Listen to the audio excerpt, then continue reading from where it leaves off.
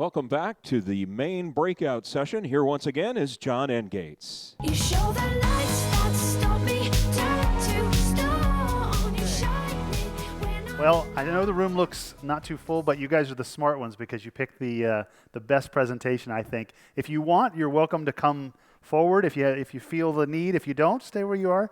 But the next presenter is Jennifer Mason. She's going to come up and talk to you about office productivity tools. I think a lot of SharePoint will be covered here. She's a SharePoint expert, and she's going to talk about how this idea of office productivity tools and the idea of one size not fitting all, potentially. So, Jennifer, why don't you come on out and kick off this breakout session? Jennifer Mason.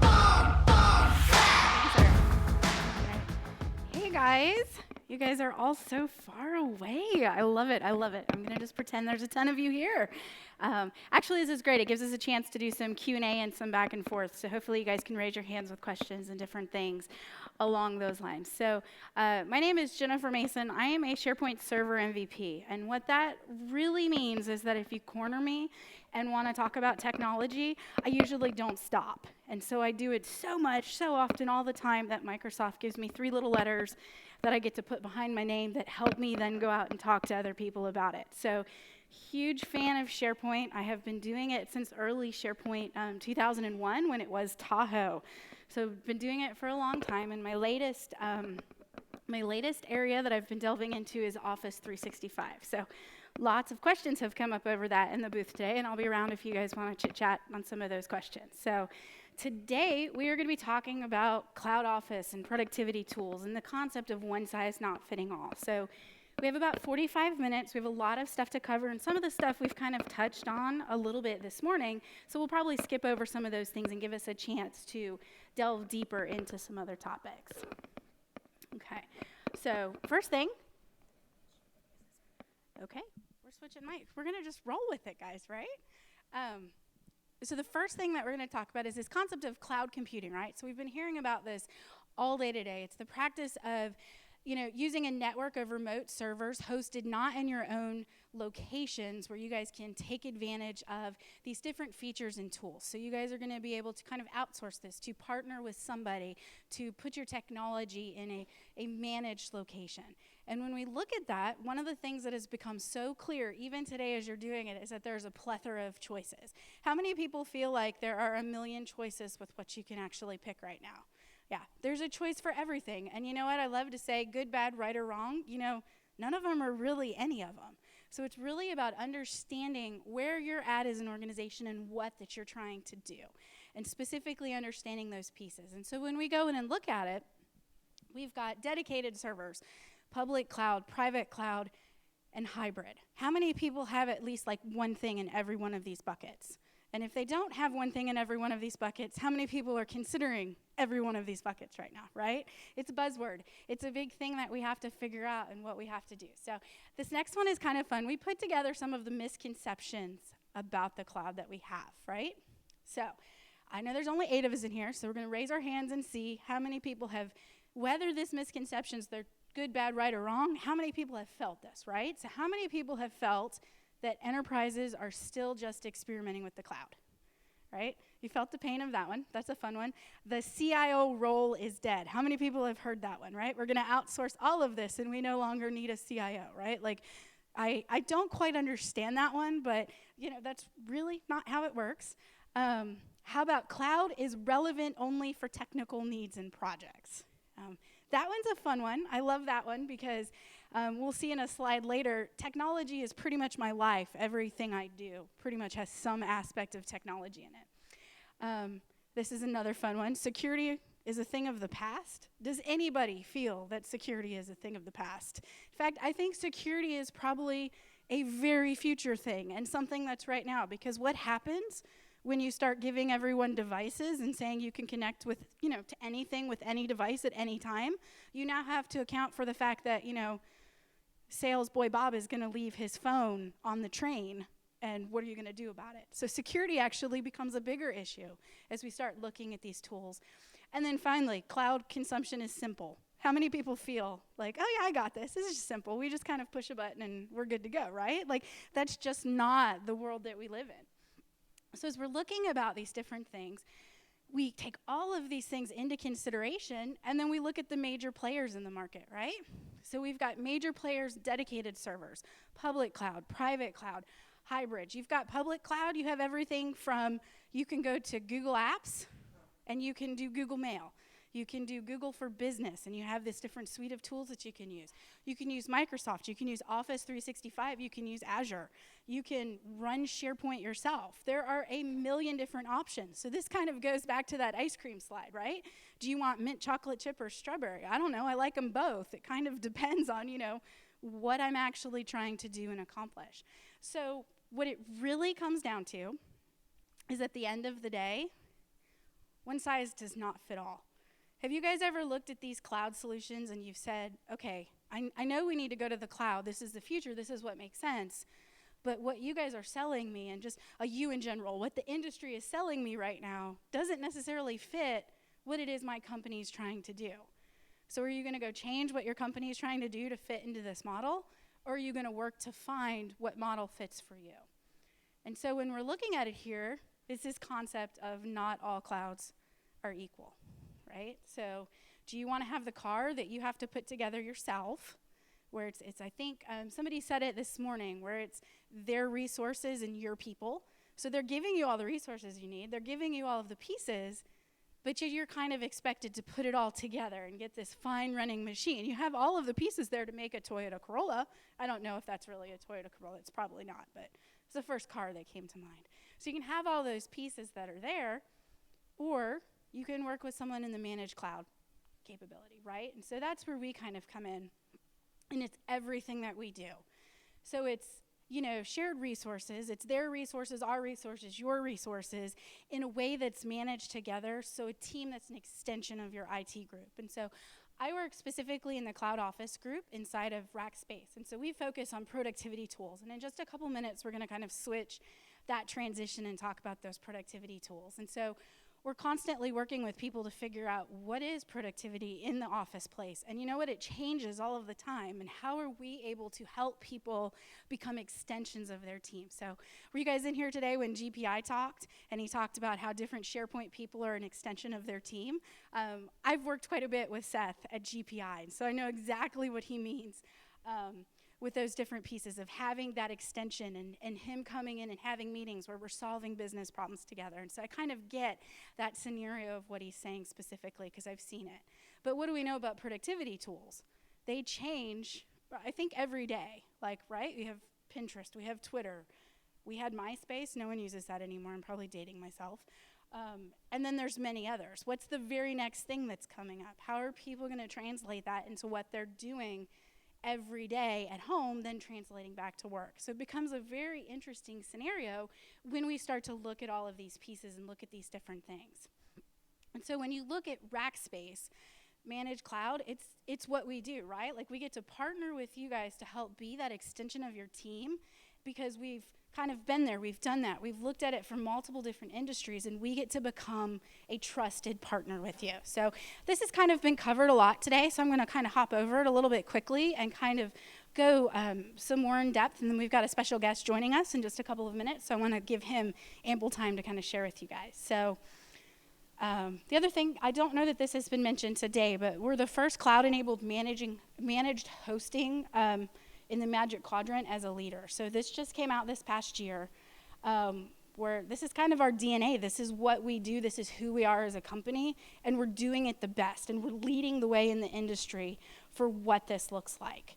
And so this has been an interesting thing, because I spend a lot of time thinking about what does managed cloud look like at Rackspace and understanding Rackspace. But then when you come down to it, I'm in one group inside of Rackspace, right? I said I was in the cloud office, which focuses on all of our productivity tools. So all of the things that people use every day.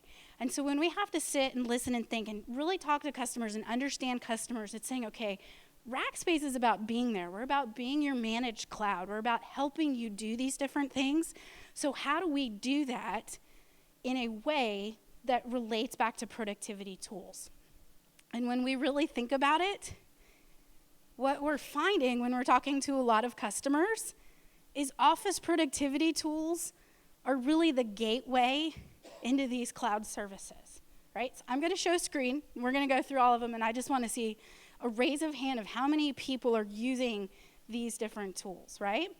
So Skype or Link. How many people are using Skype or Link on a daily basis? Yep.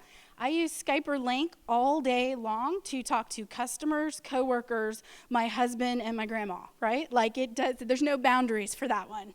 Office 365. How many Office 365 users do we have? Awesome. Every one of you guys should find me at the reception tonight, and we'll have a conversation about Office 365. Yammer. Any Yammer users? Okay. Not too many Yammer users in here. Google Apps. Anybody got Google Apps? Awesome. SharePoint. That one's near and dear to me. I love that one too. Salesforce. Okay. And Dropbox. Okay. Now here's the telling question. We all raised our hands when we were using individual ones. How many is using at least 3 on the list at any given time? Yep. Almost anybody in the room is using all of these. And, why is that? I'm going to move ahead 2 slides here and just kind of talk about that and then go back to another one. I think one of the main reasons it's like that at work is because it's like that in our home lives, okay?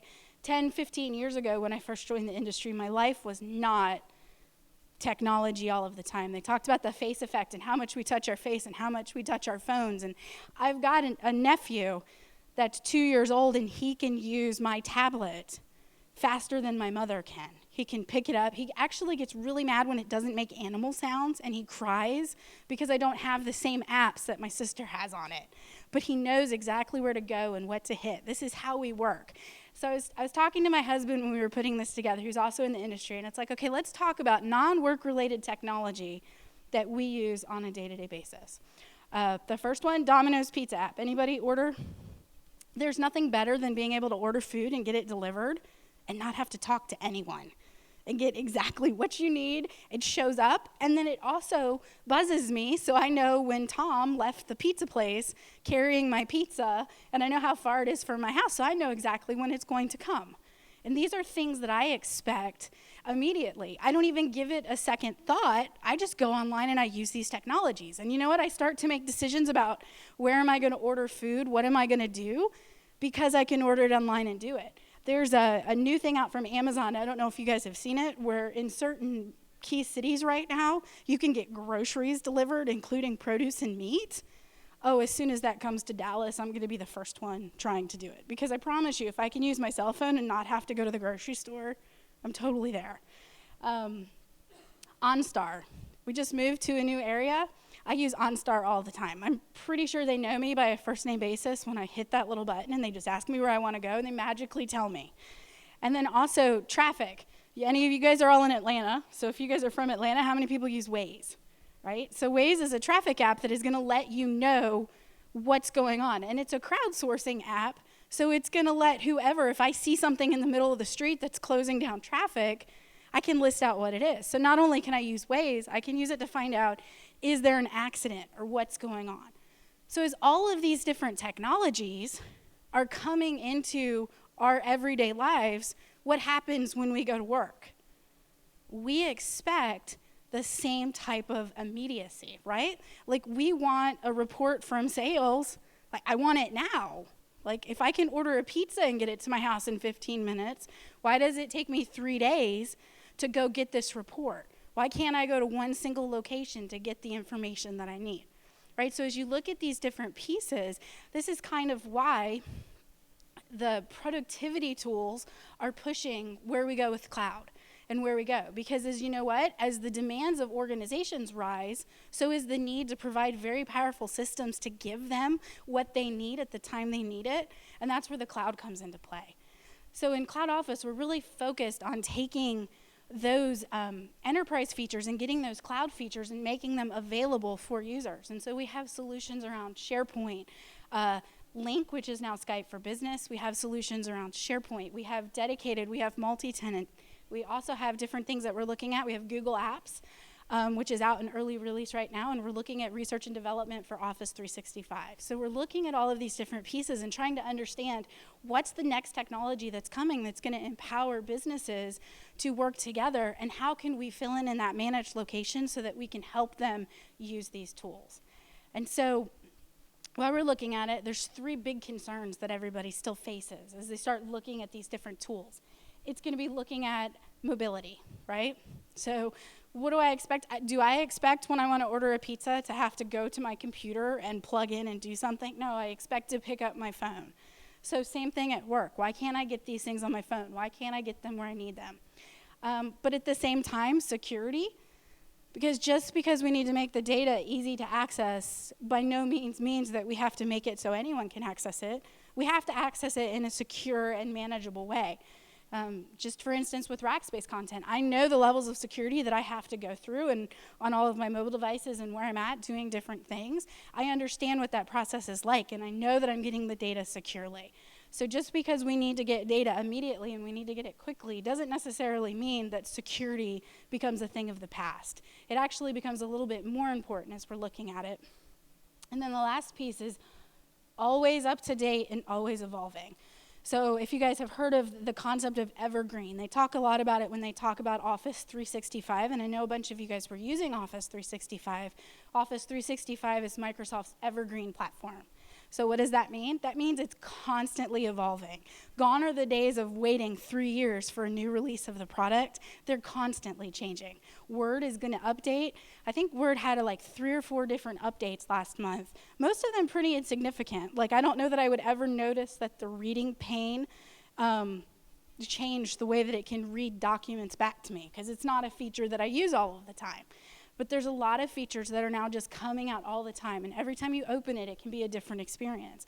But that's what we expect, you know, from the technology that we're using all the time, and we have to be able to manage that in a way that we can stay up to date on the technology, that we can focus on the different pieces that we're doing, and still keep it available on any device that's expected, keep it secure, and be able to react to the demands of always evolving software.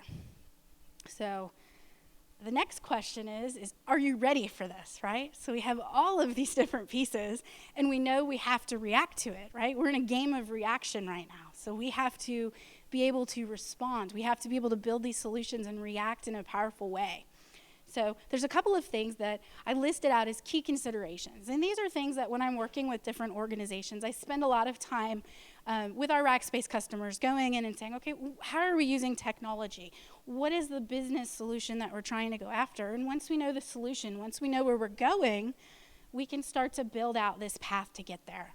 So when we're looking at some of the key considerations that we have, what's familiar to your users in your organization, right? Is there something that they're already doing within the organization that you can lean into and embrace?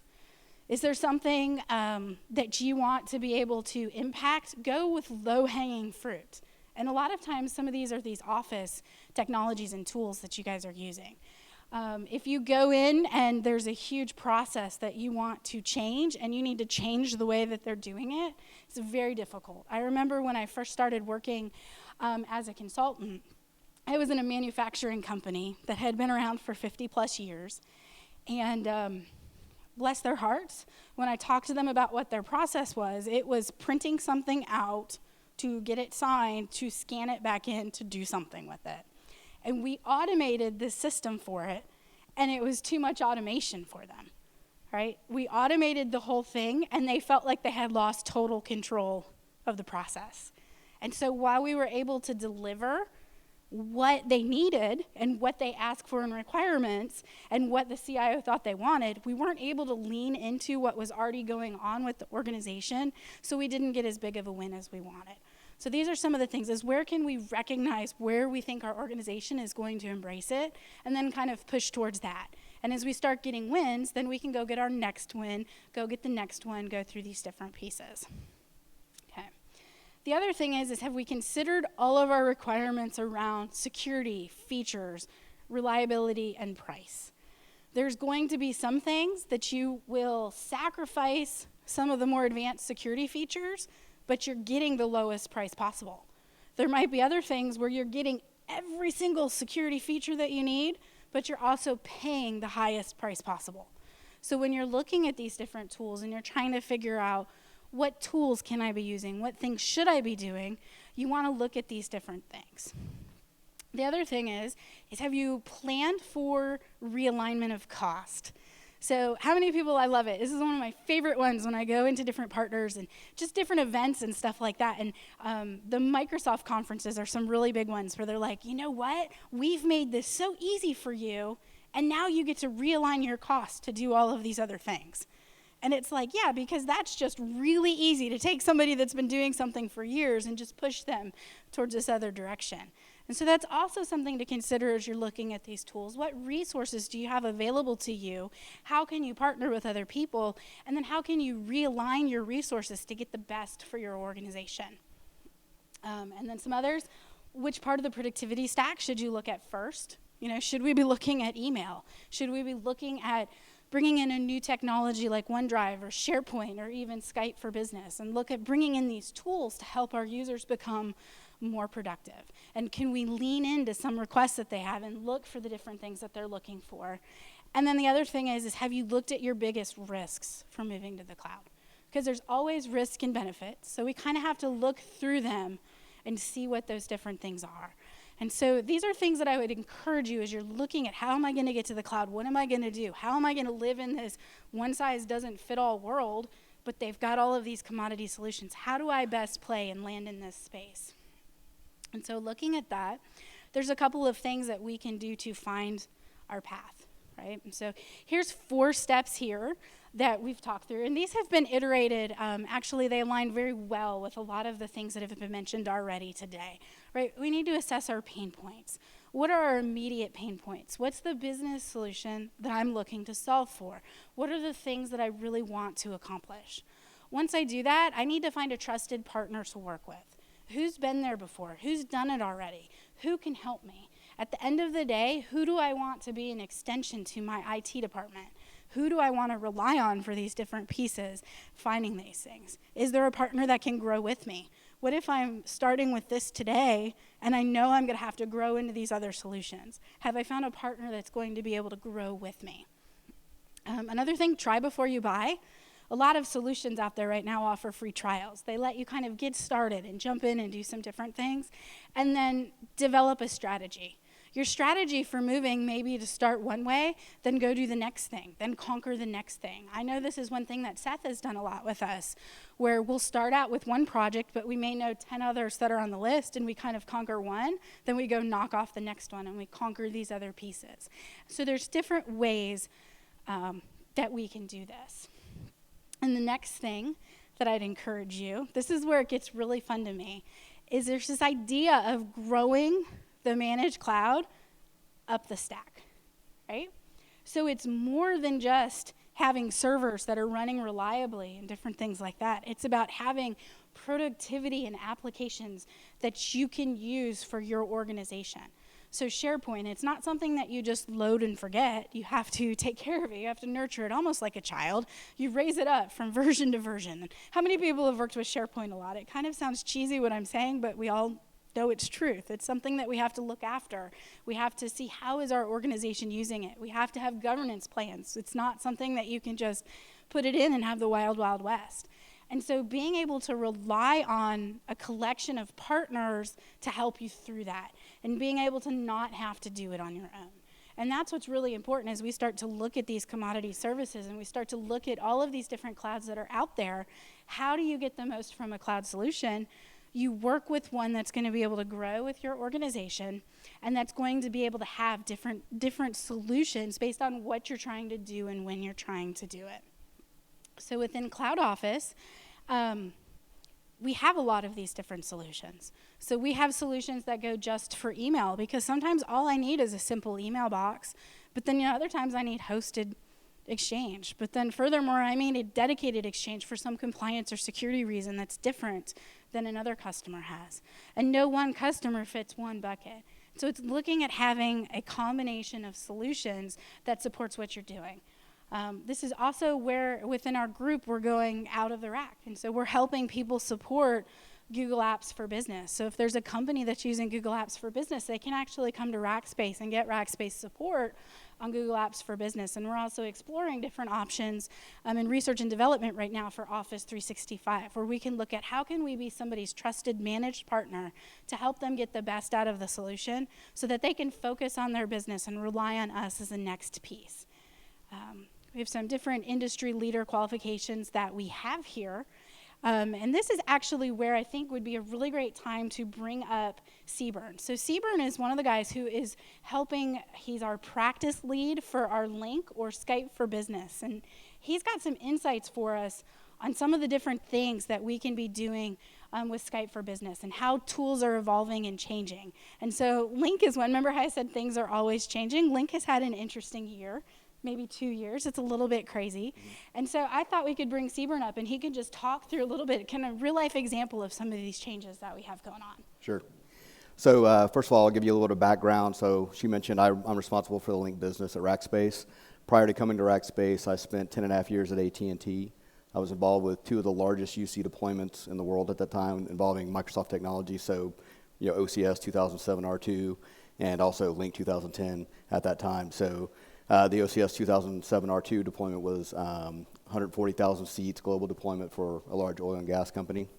And Link 2010, I was a lead hosting architect again and both of these solutions were hosted. Was a 180,000 seat deployment, again, global. So there's a lot of lessons learned, a lot of scar tissue. I'm not going to sit here and say those were all smooth projects. I mean, there's always challenges. It doesn't always go right the first time? No. Oh, okay. But those lessons learned, when we talk about our economies of expertise at Rackspace, again, I brought that knowledge from previous organization, but I do have a lot of those lessons learned in scar tissue, and that same concept applies with other resources we bring into the team, whether they've grown up at Rackspace or we brought them in from some other organization. Those you've heard this theme over and over today. That, we become an extension of your IT. So that again, I want to give you that background for myself. And again, people we bring into the team are always bringing additional lessons learned and again, that scar tissue to help guide people through a UC deployment. So, got any questions for me? You want to fire away? Yeah, so tell me about Link. We've talked about everything that we've talked about, people using technology and tools. So how do you see Link fitting into kind of this description of what we described as a productivity tool? Sure. And how could users use it? What are you seeing in the industry? So, I mean, looked like everyone raised their hand in here, when we talked about Link or Skype.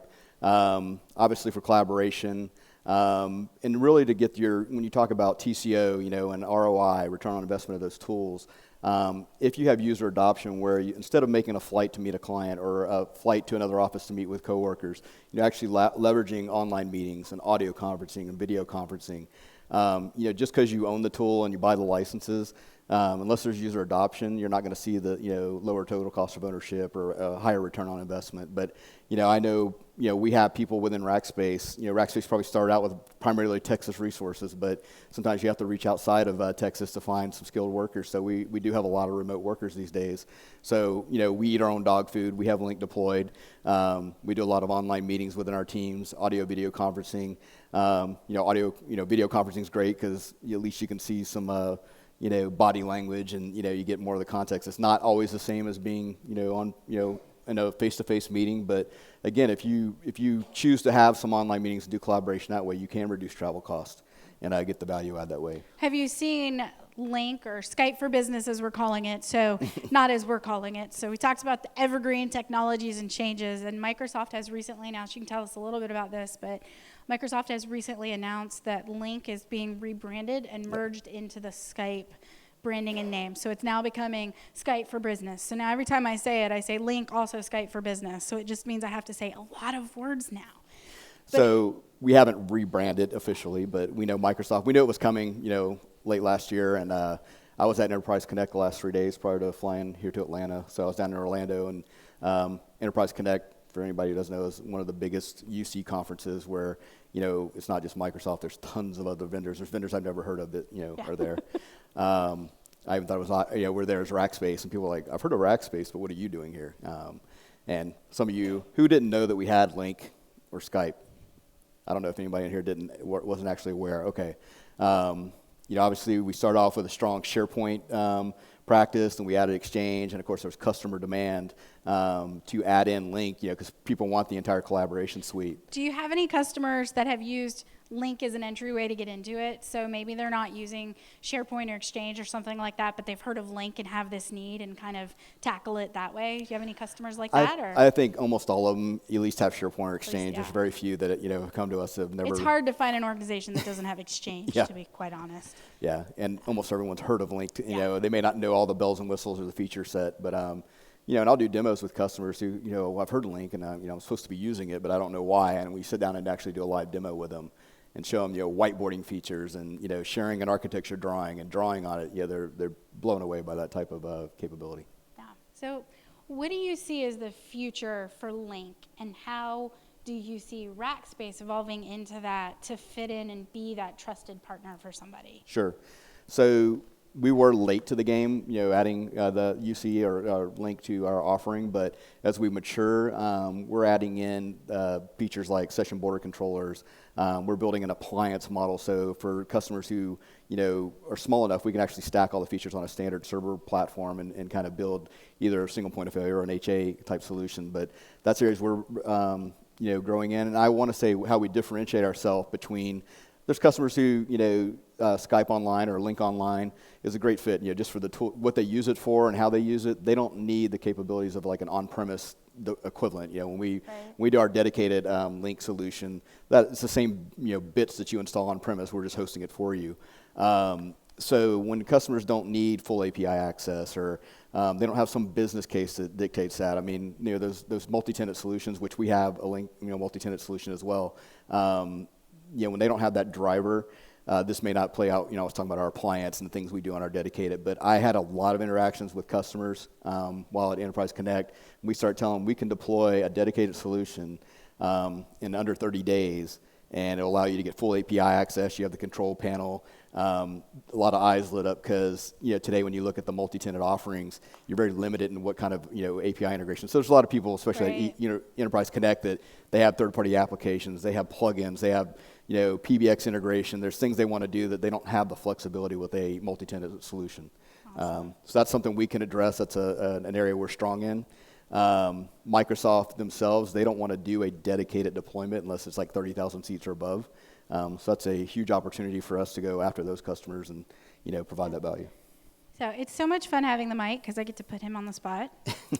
Over the past, let's say 3 years, what is the most fun, and by fun I mean technically nerdy, and we get the biggest kick out of it, most fun Link deployment that you have worked on, and what was the impact prior to it and post it to the business? I don't know if I ever say they're fun. They're always fun. I have fun. Challenging. Don't you guys have challenging. fun at work? Yeah, there's Challenging. moments. There's okay, moments. we can go with challenging.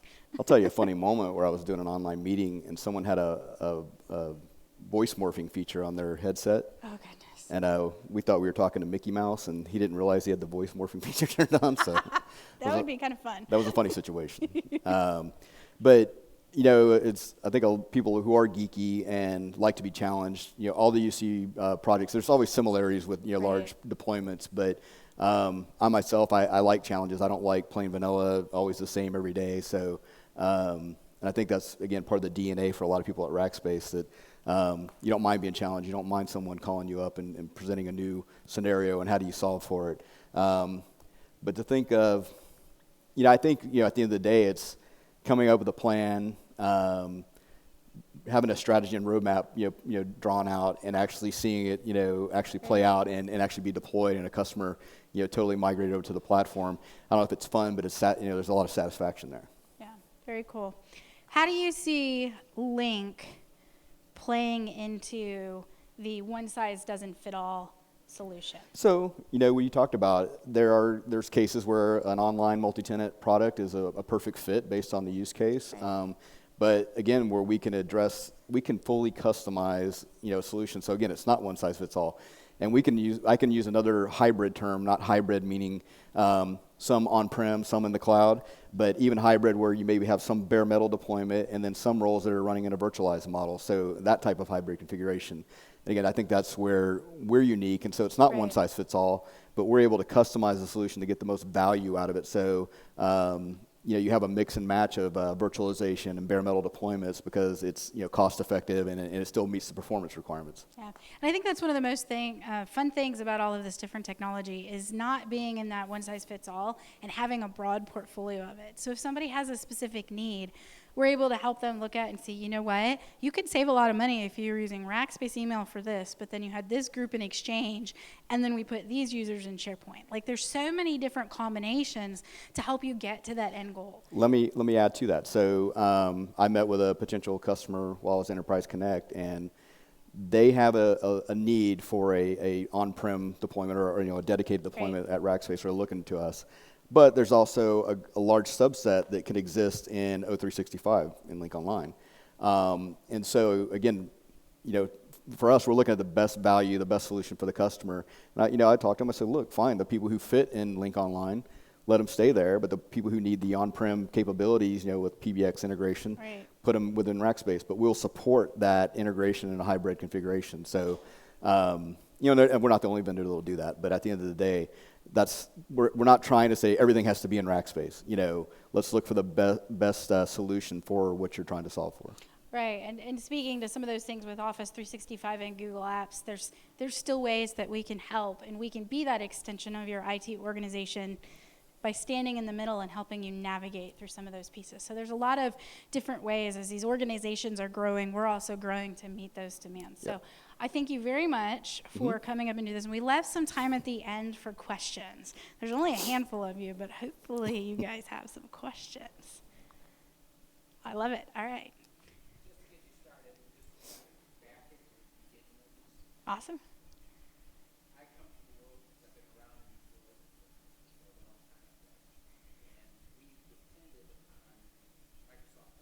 Yes.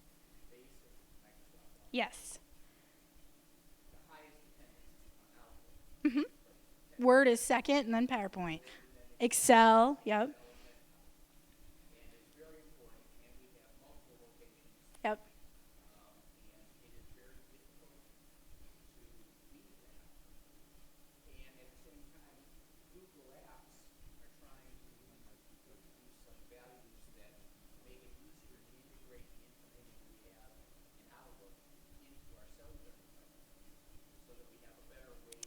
Yeah. Yep. Yep. Clear as mud.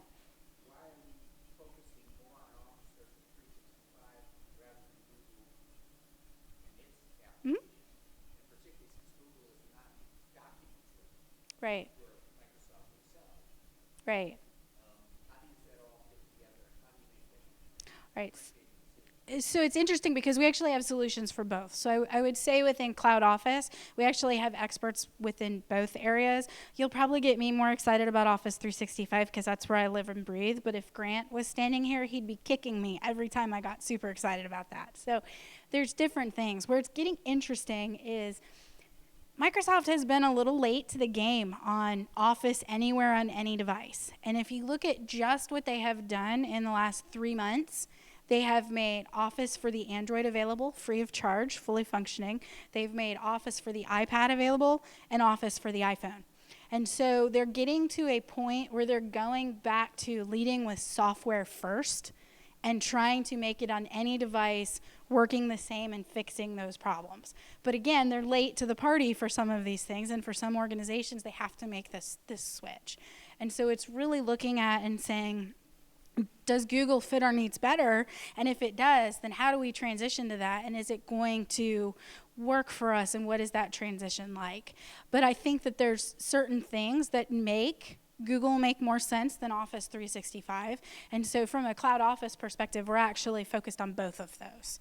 So we have experts and practices in both of those areas. So we don't actually see one versus the other. We see our customers needing both of them. And so we want to fill the gaps and get in those places. So if it's Office 365 and Google Apps now, but as other technologies come, you'll likely see us evolve on top of those other technologies as well.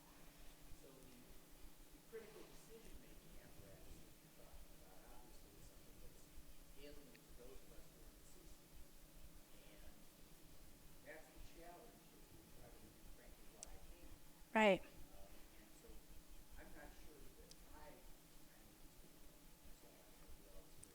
Right, right.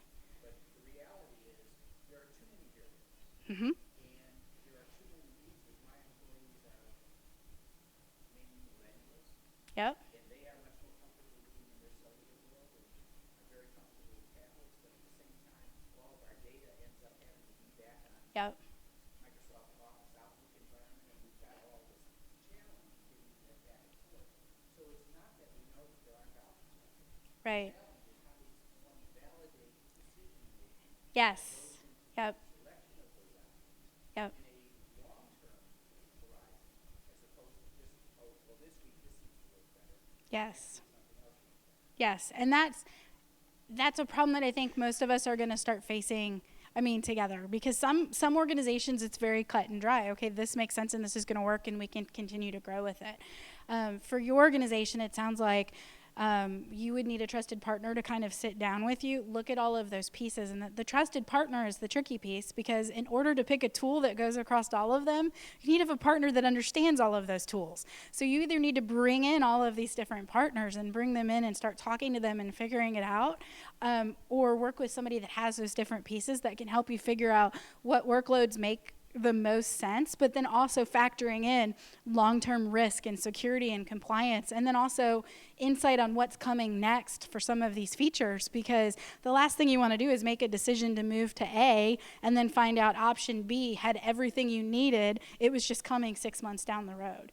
So it's a very real problem. And I mean, I'd love to sit down and spend some more time chatting with you, or even get you into some additional resources to kind of chat through and have those conversations. But that's that transformation of IT. How do we change in this world, and who can we trust as partners, and different things along those lines. Excellent questions, though, and I am sure you are not alone. You're the one who asked the question, but these are the conversations that we're having all of the time now, because it's just impacting. You have your millennials that come to work that they just expect it to be different, and you kind of have to keep up with it. And so it's a very interesting model. So great question. Do we have any others? No? All right. Well, guys, we thank you guys so much for coming into this. I'm going to be in the booth for the rest of the afternoon.